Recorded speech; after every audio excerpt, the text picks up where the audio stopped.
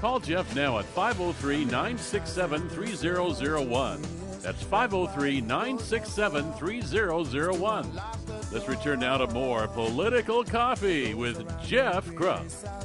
It's 6:36. Welcome back, friends. Great to have you with us. Joining me now is Scott Rohter, who's a Republican who has also got the nomination of the Constitution Party.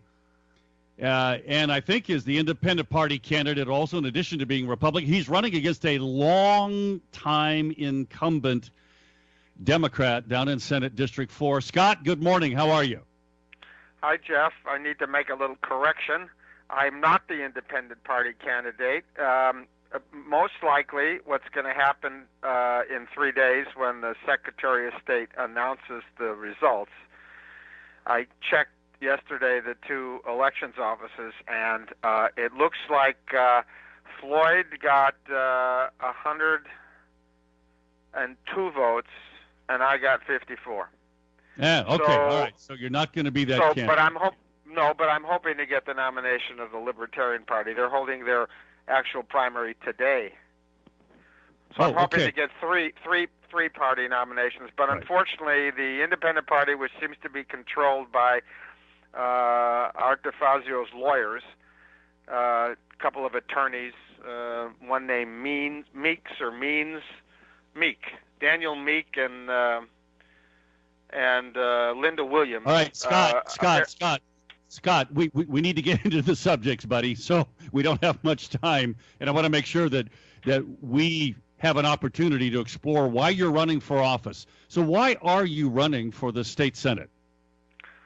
Well, I've lived up off the McKenzie River for 23 years, exactly how long Floyd Przansky's been in the Oregon Legislature, and there have been, in that time period, there have been 103 deaths, with the latest one just last week when a 54-year-old man drove his truck over the edge of the road and into the river.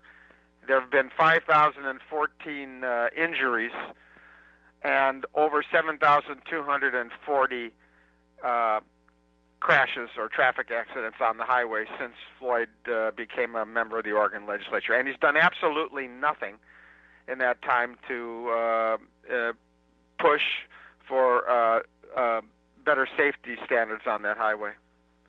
Well, it's pretty obvious that that highway has a problem.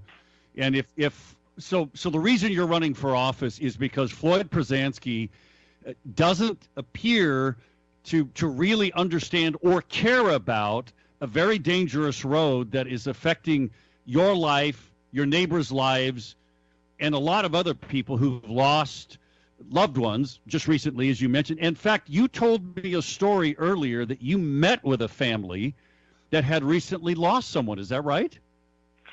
Yeah, I was driving home and saw a crowd of people gathered around a recently constructed memorial to the last victim of the highway as well as the public employment retirement system.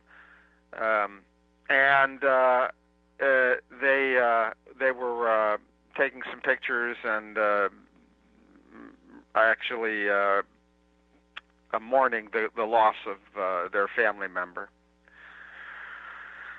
So I do want to point out, though, right? You talked with them, you stopped, and you spent some time chatting. What did you glean out of that experience?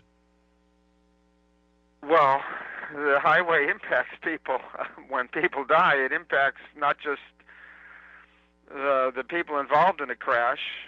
Sometimes it's a head-on crash. Sometimes a guy crosses the double yellow line. What I learned is the guy was driving westbound. He crossed the double yellow line.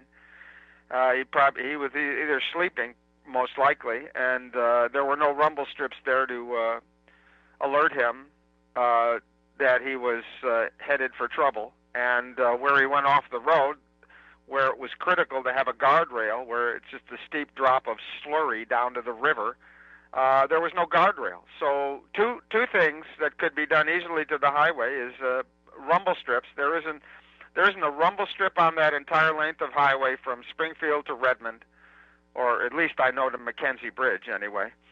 I don't. I can't vouch for the other side of the county line, but from Springfield to McKenzie Bridge, no rumble strips, not a single fog line reflector on the highway. Only occasional reflectors on the center line where the highway's been repaved, but none of these basic, very cheap improvements to the highway, and none of them have been done except where the highway's been possibly repaved. And none of this stuff needs to wait until another person dies. It should all be done immediately. But Mr. Przanski, who's either the current or past chair of the Oregon Marijuana Committee in the legislature, cares more about whether people get fired for smoking dope on the job, Jeff, than whether his constituents get killed driving back and forth to work on this highway. Well, no, that's a pretty serious charge, but just the facts that he's not done. Well, that's right. Actions speak louder than words. He hadn't done anything about this all these years. So you made a comment earlier, Scott, that I wanted to ask you about. You said you injected PERS. Why does PERS enter into this conversation of the safety of this particular highway? Yeah, well, I just wrote an article called "The Latest Victim of the McKenzie Highway." I think I should have subtitled it "And the Public Employment Retirement System," because while state departments, or as well as county, any government department like ODOT, has a limited amount of funding, and they have to, in their view, prioritize. And the McKenzie Highway is just one of many things that ODOT is responsible for. And they're always complaining that they don't have enough money, and we should vote more tax money so they have funds available to do such things like make the highway safe to drive.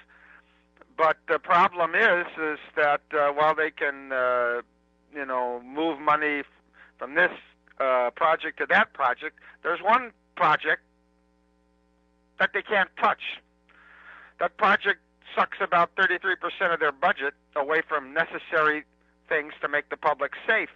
In the case of ODOT, it's highway improvements. In the case of law enforcement, it's sending people to your property in case of theft, which they don't bother to do anymore.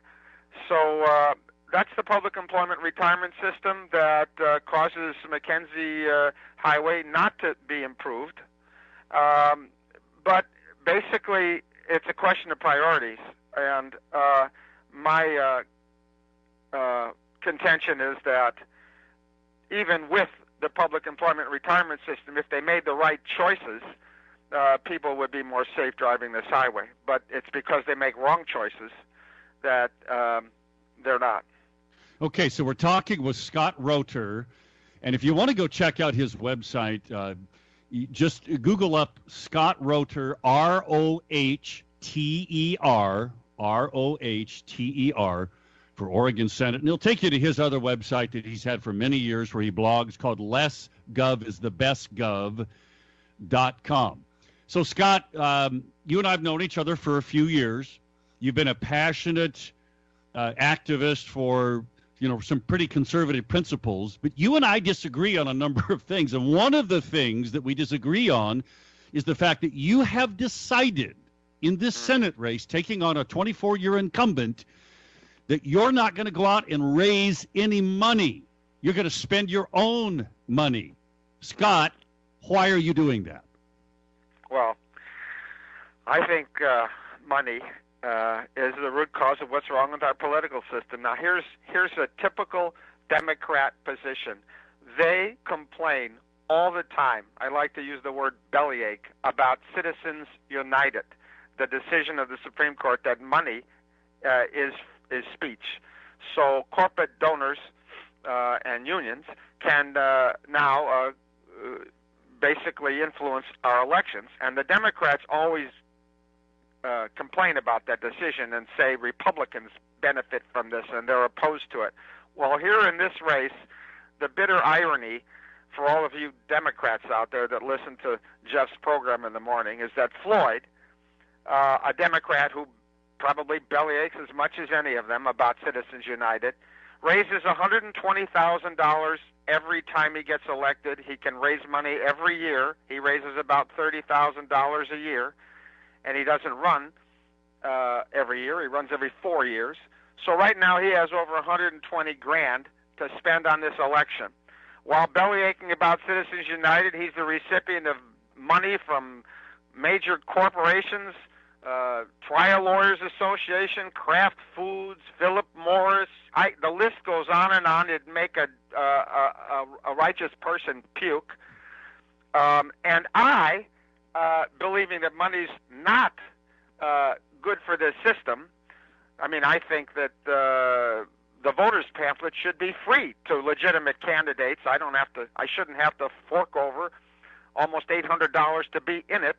I'm not raising a dime, and I refuse to. I'm going to raise ideas, raise the awareness of problems, and offer solutions. And I'll leave the fundraising to my opponent. If the Democrats who vote for him are serious about their abhorrence of corporate influencing our elections, then they ought to vote for the Republican in this race, not the Democrat.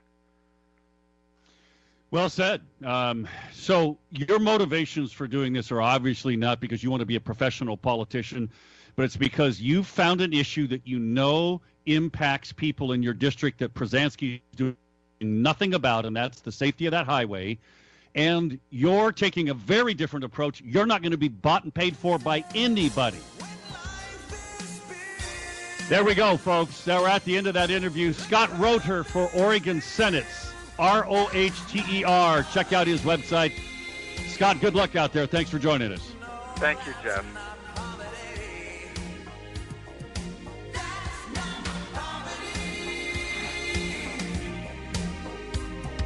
No, that's not poverty.